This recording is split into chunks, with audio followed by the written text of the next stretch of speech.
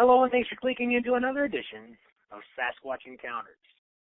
You know, I'll tell you what, our guest today is, if she gets any more famous, she's going to have to interview me, I'm telling you. She was on the ground. She saw firsthand the Barb and Gabby cloaking video. Welcome to the show, Claudia Ackley. Hey, Claudia, how you doing? I'm good. Thank you so much for taking the time to interview me, and thank you guys for listening to me. It's very greatly appreciated, so thank you. Well, we are the lucky ones here. I'm telling you, you've got a great story. I'm looking forward to hearing it from your own experience and from you straight. But before we get into all that, and I can't wait to talk about it, but I gotta know a little bit about Claudia, right? We want everybody to know a little bit about Claudia. How did you get interested in the whole Bigfoot thing in the first place? Because in 1997, I was young and crazy, and I had two roommates, and they were, we thought, let's go take a trip, all three of us, and they said, okay, so we decided to go to Yosemite, National Falls, beautiful there, Sure. and it was a lot of fun. We decided to go dry camping, and we went to a mountain called Upper Falls. There's a Lower Falls and an Upper Falls.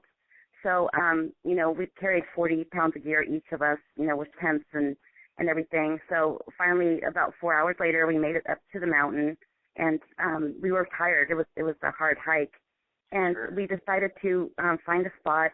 And on that trail, there's not a lot of people that camp overnight. There's campgrounds on the bottom, but not on the very top. Kind of secluded, well, actually very secluded. And we were next to a river, and we set up tents, and I wanted to tell you that before all this, we had to get a fire permit at the office at Yosemite, and they taught us about bears, how to protect yourself against bears. So we had to get a some kind of a canister to throw up on the tree. So I was kind of little weary, like, oh, there's bears, And so we decided, we camped out and we got our tents ready. And the first night, we had a great time. We went hiking and we went to bed. It was like a 5-man tent. It was a good sized tent. And what happened that night was so scary that we were sleeping, and I think it was maybe around 1 or 2 in the morning, and we heard this growl that was like immediately we all just woke up. We all sat up and just stared at each other. And my roommate at the time, he had a box of granola bars inside the tent. And what happened was we thought, oh, my gosh, there's a bear, like, right next to our tent. And we kind of whispered to each other, and I said, granola bars. And he said, okay. So he went and got the box of granola bars. He unzipped the tent, and then he's a paramedic, and he grabbed the box of granola bars, and he threw it as far as possible to get the smell out of our tent, thinking it was a bear that was wanting to eat. So my other roommate was, like, in shock, and he started praying. And I remember it was funny. He was praying, dear God, if you please let me live through the night and not be someone's dinner, I will never come up here again. And I'm thinking in my head, well, not at that moment, but I thought, how about, like, dear God, I will volunteer at a homeless shelter, type thing, instead of, like, I'll never come back to the mountain again. I always think of that and laugh at times. But what happened was I got the flashlight about, 20 seconds later maybe, and I shined, and we were both, the two of us were, the other one's still praying, and the two of us, we got the flashlight and started low from the ground, just kind of like checking the area. And what we saw in front of us was like a walking bear. And I couldn't understand, like, what? And at that time, like, we never thought of Bigfoot, or it was never brought up, something that, I know nothing about. So we saw it walking away into, like, a tree line, and we just stared at each other, and we couldn't even talk. And I'll never forget that. And it was really scary. The growl wasn't like a friendly, hi, it was more like, get out. So we didn't sleep the entire night. We just kind of we were in shock. And the next morning, like, as soon as sunlight hit, we packed and we went back down the mountain. And it kind of ruined our trip because we were just like, what was that thing? And it was then, I kept it a secret for so long. And for years, I didn't want to say anything because I didn't want people to think that I was crazy. Like, Sure. Oh, come on, Bigfoot, and laugh. And I was young and, didn't have a lot of confidence in myself. But then I got older, and then I thought, you know what? I'm not ashamed of what I saw. I'm telling the truth. And I said, and they were there, and I started, looking into, the Bigfoot thing to see if I could remember or what it's about. And that's how I got interested in looking into, Bigfoot research. So it was, and then I just became totally fascinated by it, just amazing. And I had the fever of, Sasquatch. So, and that's when I started looking at YouTube channels, and, there's so many great researchers out there. And I want to say to all of you, thank you so much for your hard work and dedication, because it's so much work, and, it's money and time and away from their families. And, it's just something I'm very thankful to all of you about that. So you're all a very special place in my heart, and you guys know who you are. So, and what happened is I started watching Barb and Gabby, and she's in Washington State, and she's got a fabulous dog, very smart dog. And I started watching her when she first started YouTube. So I watched her from the very beginning, and then I started making comments to her, and it was amazing, because then we started talking back and forth, comment. And one day I said to her, wow, it would be a dream if I could be up there and just hang out with you. And then she said, well, something like, your dream is coming true. When can you come up? And I just thought, oh my gosh, here are all these researchers that spend, countless hours out there to try to find a hot zone. And then it's like they invited me to go, and she invited me, very selfless thing to do, and then she wanted to find out more about me. She, it's safety for them and her. So, sure. So I was able to go up there, with the person that I was with. He didn't believe in Bigfoot at all. He laughed, and he said, the only reason why I'm coming here with you is because security. I don't want anything to happen to you, my ex-husband. And I thought, okay, so I said, Barb is such a wonderful person, and Sandy is like her helper, and they're such nice people, and it's just things like small things that you don't think about. I said, what can I bring? And she said, your shoes and some clothes, and some warm clothes. And I thought, okay, that sounds good, and I thought, well, we'll just stop and maybe buy some sleeping bags or a tent. And she said, oh no, we have all that ready for you. So, they had equipment, they had a tent for us, they had brand new pillows, just nice things like that. And it was very sweet, and just that's the way the hospitality was just amazing for one. So I want to say thank you to Barb, because one thing that, you don't see a lot of stuff on YouTube, but one thing that was really important to me is that I saw her honesty. So, if we saw a tree that was snapped, she wouldn't say if it was, say, 4 feet off the ground, she would say, well, that could be an elk or, another animal.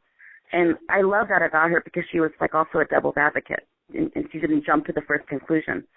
So we got there and met her, and it was just like a dream come true. So it's. Well, I'll tell you what, I have never had an opportunity as of yet, anyway. And as I told you in the pre-interview discussion, I'm sure eventually I will, but I've never had the privilege of talking to Barb or meeting her, but I have a lot of respect for her for the exact same reasons you just stated. She seems very honest. And I think, to me personally, the thing I like most is she's having fun, and that's what it's all about. I mean, it really is all about having fun, enjoying nature, getting out there and just being part of it, and she is definitely someone to look up to, and she should be proud of what she's accomplished and what she's done, and I can't wait till one day I get to see Gabby and put my arms around her and give her a little scruff on the neck. Oh, oh my gosh, you said it all perfect. She's just a wonderful, wonderful person. So, and Gabby is so funny. I mean, and I feel kind of safe, because I'm Gabby's like the radar in the forest. So we would be walking, and all of a sudden Gabby would stop and stare, and oh, let's go look in. Sure. So, so it was, and she was very good about safety. She gave us rules, she didn't know us very well, so she said, if you see one, don't chase it, and safety was a big concern for her. And that was nice, so really nice. So, Barb, thank you so much for everything that you've done for me. And Sandy, thank you. So just a quick shout out. So Absolutely. And I want to thank them too for posting the video, because I just watched it just before we started talking. And I tell you, I have said publicly that, I'm not a big advocate of the cloaking side of everything. Yeah. However, that doesn't make me right, and I love to hear the stories either way. Yeah. But I will tell you that this video leaves me scratching my head. In fact, I even went in and looked at Think or Thunker actually did a nice analysis on it. He did. With Dr. J and the video and everything, and it was I scratch my head because I can't figure it out. Yeah. What we're going to do now is we're going to since we're already kind of into that, we're going to go ahead and shift gears into that experience. And what I want you to do is I want you to kind of set up kind of what was going on, before you actually saw this thing, and just set it up for us. Okay. What happened was, it was just, we got up in the morning and we decided to go on a hike. And we were walking down the path, and there's a certain log that's kind of across, like it's laying across. And Barbara has noticed that it's, at first it was like, the tree was kind of down, and then she noticed that it looked like somebody was hanging like in the middle of it, and it kind of dented like a kid with a with a bar, they're in the middle, and you could see that it was cracked. So what happened was there was a nice gentleman named Larry, and he saw the tree previous to a previous camp out that he did, and he went, and it changed again. The tree was broken in certain parts. So Barb said, hey Larry, do you remember this like tree or whatever she was saying? And she was talking to him, but then, I've learned that to listen to your gut, because your sixth sense, because I felt like something was staring at me. So what happened was, as she was talking, I kind of looked straight, and right away I see this thing in the tree. And I thought to myself, what is that? Like, I couldn't wrap my head on what I was looking at. As an example, if you see a squirrel, immediately your brain says there's a squirrel or a raccoon. There's a raccoon. But this thing, I was like, what is this Washington creature? Because I'm from LA, and all we have is smog and buildings here. So I'm thinking like, what is this creature? And we looked at each other, and like it happened in seconds. Immediately, it came down from the tree. And I remember it sliding down with long black fingernails. I visualized, I saw it. So I looked at its face, and it had black, solid eyes, and it sort of looked, I want to say like a chimpanzee, a monkey, but different in the face. And I felt sad at the moment, because the look it had on its face when it was looking at me was fear. It was so scared. And then it just took off, like gone within a matter of seconds. And I was just thinking, like, I couldn't really even say anything. I was just, so what happened was, Barb said, did you see that? And I'm like, yeah, I saw it. And then I turned around again, and I saw something black running. And my first thought was, oh no, Gabby is running after it. It's a matter of seconds that you think of things, because Gabby doesn't run after them. She's very safe dog. So, I thought, oh no, Gabby just ran after it. So I turned around, and Gabby was right behind me. So I thought, oh no, that's not Gabby. That was something else, and at that moment, like, I couldn't understand what I was seeing, because I always thought, like in Yosemite, if I see one, it's huge. Right. And I never thought in my head, like, well, maybe you'll see a young one, because I forgot that they were little at once, and I was just stunned. I had trouble sleeping for nights and nights, because I didn't understand. I couldn't understand, and I kept trying to replay every single moment in detail that I could, and it was just an amazing experience, just amazing. So well, it leads to an interesting point, because what you're describing that you saw with your own eyes visually is totally different than what we're seeing in the video. And yes. What we're seeing in the video is I don't, other than saying it looked like Predator, from the movie Predator.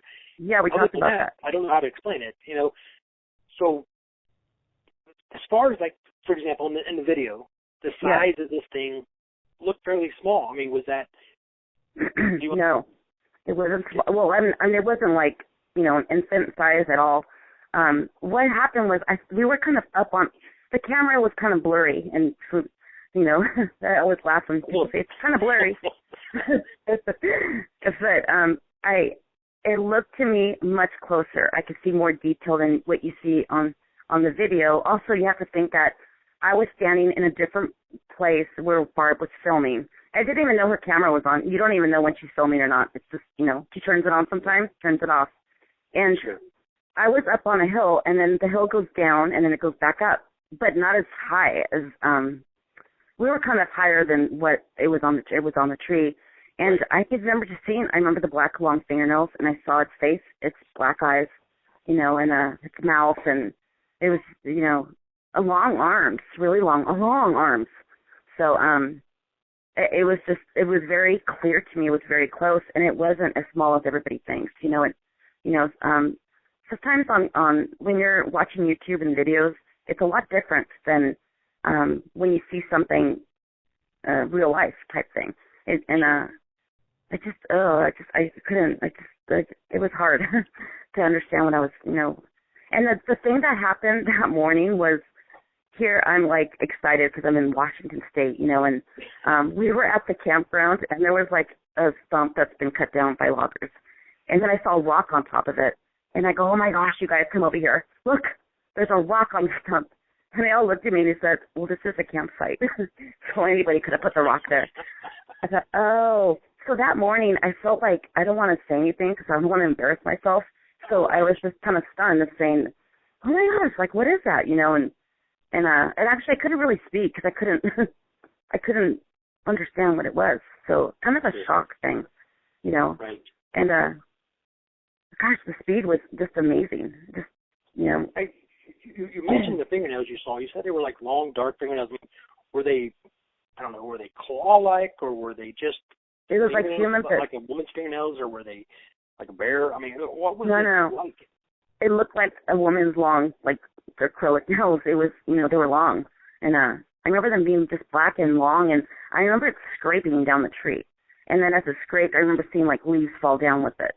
So, but like long arms, and I keep remembering that it took maybe 2 bipedal steps, then went all forth and took off. I remember that. So, it was, so. That must be where it started picking up, I guess, in the video then, is when it, because you can clearly see, especially in the Thinker Thunker reenactment, or not reenactment, but his analysis, there's obviously something standing straight up and going down to all fours, and that's kind of what it looks like. So yeah, it makes sense. So you see this thing come down the tree, and then when it goes from standing up to down, that's when we start seeing something. Yeah. And I'm so puzzled by what you saw compared to what we could see, And I think that's because you and Barb both describe basically the same thing, as far as a black object. Like a dog. Right. And so it's pretty interesting for sure. And I want to point out, you mentioned that you were confused, and if anyone has seen and I'm sure everyone has seen the video, the look on your face was, well, priceless. You were so confused. It's like, what in the world was that? And you could see that on your face. So I don't think anybody thinks you're making anything up. I think everybody realizes you saw something, and it's very, very interesting. Now, the next day, you guys go back there, correct? Mm-hmm. Yes. Now, between the time you guys saw the figure and the next day when you guys go back, had anybody gone into that area to check anything out? Oh, no. And, like, a lot of people don't know this, but it's so secluded where she lives that it's not like a regular hiking trail where it's like cities where you go to mountains there's a bunch of people walking on the trail. It's very, like, I never saw one person at all, like, at behind Barb's cabin. I did see some people where we camped. I saw some, people riding bikes and stuff, but nothing, like, I didn't see anybody at all. So, no, and we all stayed together at the campsite, and we all had dinner and hung out at the fire, and then we went night hiking. So, yeah, it was just an amazing, gosh, the prints were just, So I got to ask, and obviously none of us were there other than you and Barb and the select few people that were there when you were there. When you guys are back that night, you're at the cabin or whatever, and you're analyzing this film to see if you caught anything. What's going through your head when you see the predator? and that's what I'm going to call it. I'm going to call it the predator. So when you see the predator, what's going through your head? We went back to camp, and then Sam brought his computer, and then Barb's dad had, a motorhome with a huge TV screen. But what I did is I left. I went to go call my kids to see if they were okay. And you have to drive about a mile to the fire station because there's no cell phone reception. And when I came back, the first person I saw was my ex-husband. And he looked at me and goes, just wait until you see the video. And I thought, was it caught on video? So I went and they sat me down in front of it and they said, look, and I saw it. And then Barb and I just, we were just stunned. Yeah, and I think we were stunned because it kind of it reminded us what we just saw. It's like another moment of, when you think of something happening and then you think of it again, you're reliving it back in your mind. And we were just stunned. And I was grateful that it was caught on video, and sure. So it's a blessing, and it was a great experience. But here, my ex-husband is he doesn't believe in it. It's fake. It's whatever. And his mouth was wide open, just so is he a believer now? Learned. What was that? Is he a believer now? Yes. Okay. But yeah. Okay. Let's move on to the next subject. Yeah. Okay. So I guess I'm trying to wrap my head around the confusion that you had to feel when what you saw so clear, when you can even describe the fingernails. Yeah. To something that looks like the predator. I mean, how does that make you feel when you see that? I mean, does it make you? How do you feel?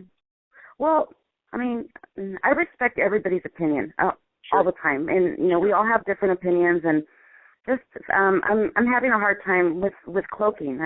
I'm not understanding it, and I respect everybody's opinion, and everybody has the right to believe whatever they want to believe, and but to me, I saw the whole thing. I looked right at it, and the hair was different. It looked. It was different. Almost I could see its skin, but as it ran away, and I just don't understand that. But yeah, so it was, I just remember seeing its hair, and I could see the skin underneath the hair. So, and it was like human skin. It wasn't, gray. It was like a normal, pink color skin. So I Well, that would have to have been. I mean, I don't know. I guess it's hard to wrap my head around it as well. And it's like I said, it definitely makes me scratch my head. I can't wrap my head around it, but it's definitely interesting. And and I can't imagine. Yeah, it's a great experience. Just my gosh. I can imagine. I bet. And I want to tell everybody that, when I went up there, I wasn't my ex-husband said to me, what happens if you don't see Bigfoot? Are you going to be disappointed? And I said, oh, no, we're not going to see it. No, it's like a gift if you see it. I'm there to, visit and talk about Sasquatch, because here in L.A., it's like, what? What kind of medication are you on? It's just, and then in Washington, you talk about Bigfoot, and they'll say, oh, where was your sighting at? So it's different. So, it was just for me a way to talk to people because I was just on YouTube. I didn't have a Facebook account then, and I'm a busy mom, and it was just it was so nice. Yeah, I just went just to walk around the forest and be with Barb and learn from her, and never expected to ever. And I was, like Barb said to me when I got there, or when I got there, she said, I sure hope that, you are going to be able to experience something. And I said, oh, Barb, I said, I'm here, I'm so grateful. I said, I'm here just to hang out, and check out, maybe old tree structures that you found. But, I said, I'm here just to learn and, just have fun. It was all about having fun. So, I got to experience every single thing that people have talked about. I had a rock thrown at us, and oh my gosh, the wood knocks, and I heard 2 wood knocks. And then the vocals at night, and it's like I heard it about 6 times at night. And then I would like scoot as far as in the middle of the tent as possible because I was so scared. Thinking like a tent's going to protect me, I'll just sit in the middle of the tent, scared. Sure. It's scary. We went on a night hike, and there was 2 groups, and Barb and I were together with about 5 people, and then Sandy took another group. We went and started walking in the forest, and like the first night we got there, nothing happened. We went night hiking, no sounds, nothing. It was just like a walk, and she kind of just showed us around the trails, and so when we went night hiking, that was an experience all on its own. We went and we separated into 2 groups, and we were walking down the trail, and then Barb and I start hearing on each side, left to right, whistles, whistle, back and forth, and we would go, do you hear the whistle? Yes, we can hear the whistle. So we start walking, and then we hear heavy footsteps, heavy footfalls, and I thought, oh my gosh, Barb, there's 2 of them, like on each side of us. So we would stop, and then the noise would be totally silent, and then it was just an amazing experience. All right. And another opportunity that we had is we went during the day to that same trail, and that's where Larry had a sighting of a 10-foot Bigfoot. It was on the FLIR, but at that time, she didn't have a recorder on the FLIR, so he saw like a 10-foot Bigfoot. Watching Barb actually walk towards them because she went back to the car to get something, and then she came back, and that's when Larry had the FLIR, and he saw like it was peeking behind a tree. He said it was huge. And here Barb is walking right past it. She only knew there was one 20 feet from her. Right. But that specific area, there's one tree where it's completely scratched, just like with nails, like scratched. And we thought it was interesting because, when bears, and I guess I don't know much about wildlife, but why would they keep picking the same tree to scratch? And then a couple feet from behind it, there was a structure. And it was, it looked like a cave. It looked like, a teepee type structure. And then all of a sudden, Barb starts recording just to show the tree. And on our left-hand side, we start hearing rock clacking. And then we hear something that sounds like a frog with laryngitis. So that was Frog really... with laryngitis. Yes. I had a little bit of bronchitis. So an interesting analogy. it was funny because, we could tell it wasn't a frog, but that was really interesting too. Sure. So, oh my gosh, what a great experience.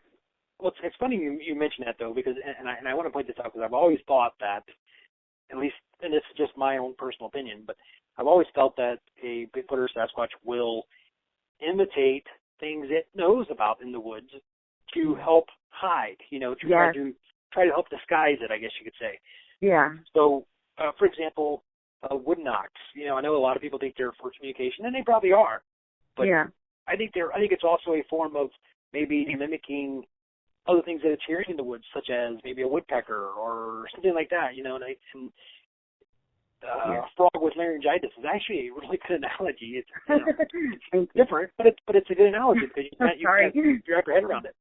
Oh, well, when you hear like a normal animal, like a frog or, an owl, you could hear it, you could tell that it's an animal. And then, it just didn't sound like a frog. It sounded like it was imitating a frog, So, and the interesting thing about the wood knocks is we were at Barb's cabin, and the beginning of the trail is like right across the road. So as we all start walking up towards the trail, is when we heard the 2 wood knocks.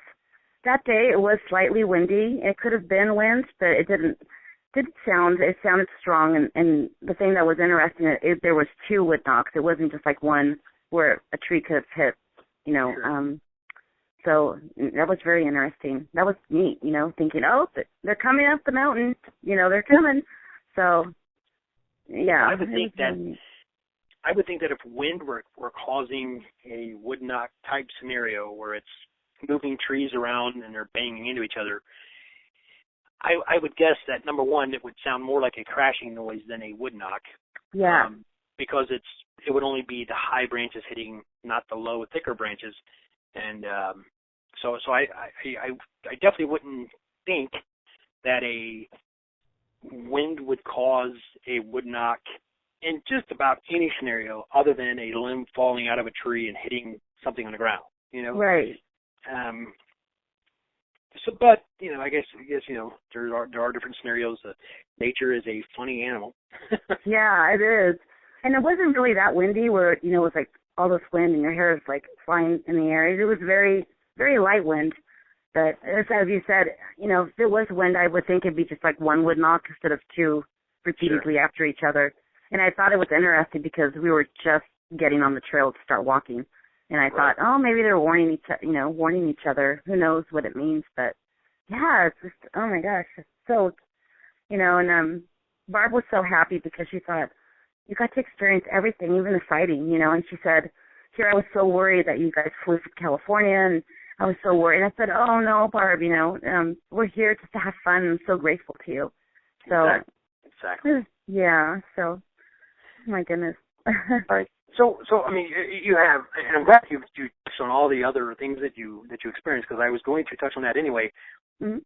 But you go back the next day, and you're going to start looking for evidence to suggest that what you saw was real. That you saw a breathing, living animal, and it left behind some trace evidence, which everything will. Yeah. And you find a lot of things. So can I talk about the evidence you guys found the next day? Yeah. Well, we try to recreate where it was. So I stood exactly where I was standing, and Barb went down there, and I said, okay, so it's not that tree, it's the next tree. And then we kind of recreated size in comparison. And then we started just looking, and sure enough, one thing that really was amazing to me is I was able to cast a print, which was like a dream for me to bring home a print, and something that I found, something that nobody was like, oh look, and something that I felt was real, and it looked like there was a dead log on the ground, and it literally looked like it was running so fast, and then it hit into it to the point where the inside of the wood was super fresh. Like you could see, it's kind of a white pink color, and I thought it was interesting because I felt like, and that's where I casted my print, is right next to that log. And I believe that there was another group on the other side at that moment, and I think it panicked because it had to cross the road in order for it to get away. So, and there was a group that it could have possibly been seen. In fact, Juanita, which is, Barb's stepmom, she had a little dog, a Chihuahua, and then all of a sudden, they're not understanding, they don't know what's going on, what we just experienced. And the dog started barking and barking towards that direction, so it was, it saw something, so I think it crossed the path and left. But we saw two side prints, I believe. One was like a 16-inch print, a big one. Wow. And it didn't look as fresh, but the ones that I casted were 12 inches. I casted a print that was 12 inches, 7 inches wide, mid-break, heel, 5 toes. And it was so heavy that it was 4 inches deep into the dirt. So it was very heavy, so. And I don't know, I don't know. It's just amazing. That's experience. But, and we just looked at, where it was, you could tell something ran through, everything was compressed, different areas compressed. So, and the interesting thing is, I talked to Sandy on the phone before I flew up there, and she was telling me stories. Sometimes Barb would work, and Sandy would just come hike by herself, and she would take Gabby. And she said, something interesting, Claudia. She said, when we were walking the other day with Gabby, I was walking by myself. Gabby stares at this certain direction, and I have to kind of pull her and go, okay, come on, Gabby, we're going to go this way instead of going that way. When Gabby has that look on her eye, it's like she sees something, and that was exactly the spot where we had the sighting. So Wow. Sandy said to me, that's exactly where I told you that, where she stops the stairs. So I think it hangs out in a certain area. Sure. I think so. You know, just like a home, you know. Right, So right. Well, that definitely makes sense. I don't find that very far fetched at all. I'm actually just kind of blown away by your whole experience, because that would just be, it would be mind blowing, and it would be so cool to experience the things that you experienced while you were out there, and and I can definitely see why you were so adamant about thanking Barb, which obviously is a great thing, but you know, her, I don't know, I just think that she's great. I hope to meet her someday. I'm sure I will, but I can help you arrange that anytime. I'm sure you can. I'm sure you can, and I may actually call on that favor, but okay, I would love to help. She is definitely something special, and so are you, and I think that you know you are you're such a nice person. You know, you're so true and so honest. And, Thank you. And you can feel it when you're talking. You know, I don't feel like you're exaggerating at all. I feel like you are so excited, and you can hear the excitement in your voice when you're telling your story. That it's just what it is, you know. And I believe your story 100%. Oh, I can't tell everybody enough. It's just an amazing experience, and I feel like God really blessed me. Like I got to experience everything, you know, even a rock being thrown, you know, and you know, finding prints and sighting, and it just. And Barb said that she was worried because there's times that she goes out there for like weeks at a time and nothing. And she thought, wow, you bring good luck to us, Claudia. You know, she said, come back. You know, so and the whole group was just a fun group. They were, you know, we're all into research, you know, and my biggest wish is that when people have sightings, not to be afraid to say, you know what, I saw something. You know, have that confidence. And you know, I love, you know, that people are now starting to speak out. You know, Les Stroud is out there, you know, and he saw something that, you know, he can explain. And, you know, I think that my dream would be that these beautiful creatures will be protected. And you know, I want them not, I don't want it to be a myth. It's not a myth. They do exist. And I know in my heart that they exist.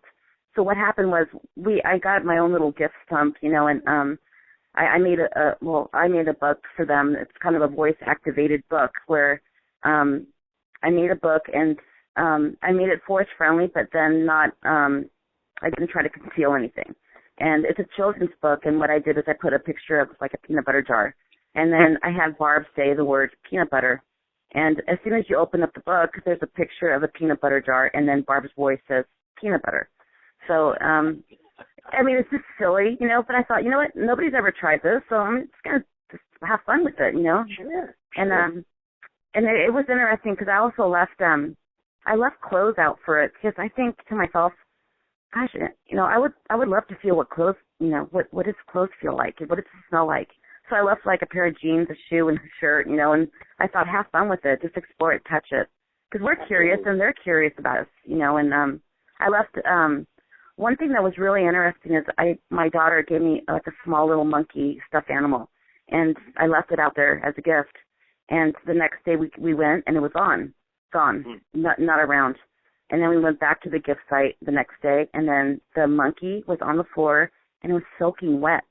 And I thought, like, I said, Barb, feel this, it's wet. And we were like looking around, and the creek isn't, you know, right there where the gift stump is. There's no water near the stump. And then I smelled it. There was no smell to it, but it was soaking wet. And I thought to myself, it was probably in its mouth, and it just like dropped it.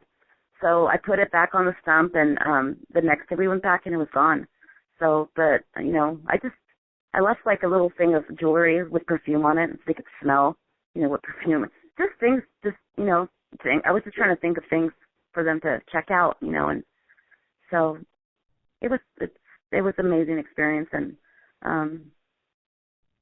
I left a star structure on the ground the way they leave it, and the next day it was gone. But it was like smashed. I don't think they liked it. So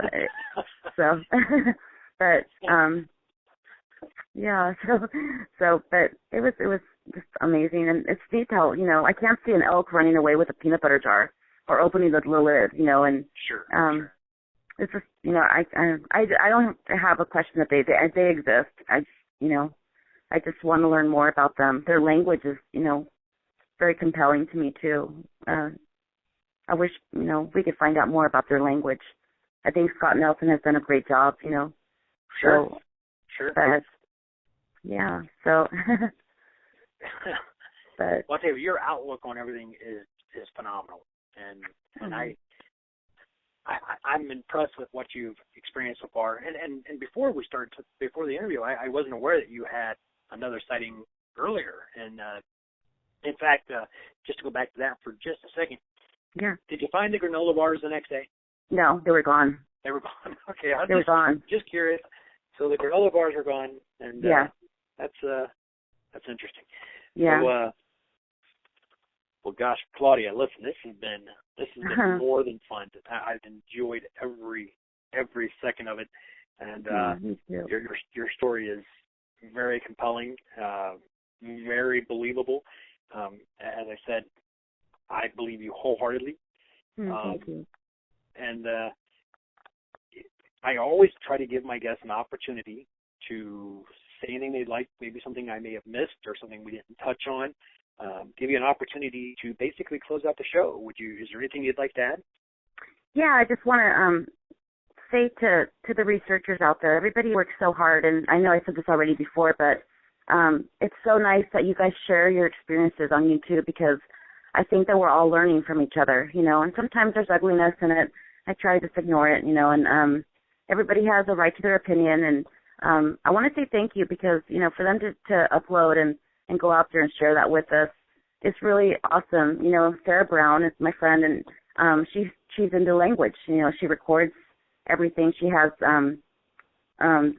Bigfoot diaries, and then like Mitch Waite is into his face data, computer face data, where he wants pictures of faces. And it's just neat how everybody has something that they're very interested in, and they're trying to learn, and I think we're all learning from each other. I was thinking to myself, it's amazing how they all have the same kind of behavioral, with structures and, wood knocks. Everybody has the same thing. So, it's just amazing to me. And I believe, I believe that there's good clans and bad clans, in my personal belief. And I feel that the higher they are away from people, they're a little bit more dangerous, more aggressive. And then, like, say Barb, they're used to Barb, and they're used to her coming out. And, I mean, they live, like, with humans pretty much. And I think that they're more tame. I think they're more, you don't feel scared when you're out there with Barb. You feel like this is amazing. And, because I've seen other researchers where they go, like, high up in the mountains, and, there's, a little bit, they're aggressive, throw rocks and at you, When I got the rocks thrown at us, it wasn't like at us. It was like trying to distract us from going back on the trail. And I feel that there was probably one right next to the trail watching us, and they tried to distract us by throwing a rock. So we all turned left when, we're all focused on the rock that just landed in the water. And then it maybe took off. Another one took off just to try to distract us, I love that. When the rock was thrown, Larry got his binoculars. We're trying to look, like, could you see anything, and nothing. And we were just kind of all with our mouths open. And the real interesting part is that everybody turned around, and what I did is I turned around again just to kind of do another glance, and I could see like one fern moving a lot faster than the others. I mean, it was pretty much, a lot of plants weren't moving, but I could see one kind of moving. And I thought, oh, maybe that's where you're at, So right. I smiled, but I've also learned so many things from people, like, don't ever show your teeth, don't smile, and, don't point. It's just, people's opinions, to be careful, because, they have a family, and they want to protect their families just like we do. So safety first, obviously, and I tell people, I personally still believe that these things are, even though, and I got to be really careful how I say this, because I don't want to skew my actual feelings, and that is, I still believe that these things are a wild animal, rather it be more human or more ape or whatever. I have no idea. Yeah. But they're still out there, and they're going to defend themselves. If they're in a corner, they're going to defend themselves, just like you would, just like I would, just like a lion would. It doesn't matter. Yeah. If they feel threatened, they're going to defend themselves. So definitely think safety first. Never go in the woods by yourself. And I think those are some great points, and thanks for touching on that. That's awesome. Oh, thank you so much, Ed. I want to tell you thank you. You have a wonderful reputation, and you're so kind, and you bring knowledge to all of us. So I would like to say, I'm sure there's a bunch of people behind me saying, you're awesome. So thank you for taking your time, and you're a great guy, and your interviews are awesome. So I want to say thank you to you too, because you're awesome. Thank you very much for saying that. But I promise you, the honor is completely mine. Oh. And Bigtruth in general. We've enjoyed talking to all the people we've talked to, and we do this because we love this, and I hope that, and I guess I just hope that shows. And the subject in general is just fascinating. There's so many different opinions and ideas and theories and this and that, and it's so interesting to hear them all. And it is. And I just love this. I just love the subject. And I do too.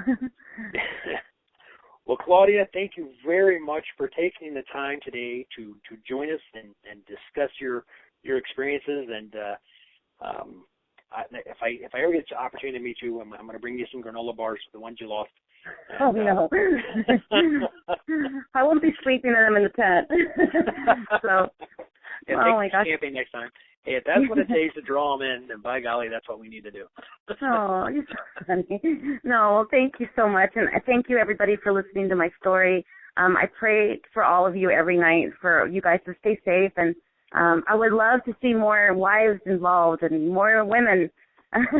So we need that. So I'm so glad you pointed that out. And it's funny that you mentioned that now, because you and I, we talked a little bit before the interview, and I know that we touched on that. And I think it's an important thing to bring up, because there are some wonderful women involved in this field, Yes. And I mean, in an extremely very well list, very, very well-known list of women in this field, are Arla Williams, Sarah Brown, and the list goes on and on and on. And I hope I don't want to offend anybody by not mentioning names now. So yeah, mention everybody's name. But there's a great list of women involved, and it would be great to see that list grow. So guys, if you're listening to this and your wife's at all interested, or your girlfriends or whatever, just try to get them involved and let them know that they're definitely welcome in the community. And we want more theories and more ideas, and that's more people we get, the better off we are. Definitely, that'd be awesome if I saw that. So, actually, I talked to a researcher, and he said, "Now, can you talk to my wife?" I was on the phone with him, and he's like, just let her know how much fun it is. So I talked to her, and it's so nice because now I watch his videos, and his wife is with him. Felix, that's Rich. So So, thank you guys for everything, and I pray every night for you guys to stay safe, and thank you for your hard work, for everybody. So, thank you. I just talked to Derek Reynolds a couple days ago, and in fact, that will probably post before this one will. But we actually talked about his outing he's doing in May is actually more from a woman's point of view. He's going to have a lot of speakers, and like every one of the speakers except for one, I believe, are women, which is awesome. So, so he's looking into that as well. He's taking that aspect to help, help the field grow. And I think that's a great step, and it's a very, very good point you made, Claudia. Thank you. Thank you, and thank you, Derek. That's awesome. So, thank you guys for everything, and I enjoyed visiting with you too. So, thank you. Well, thank you, and with that, we are out.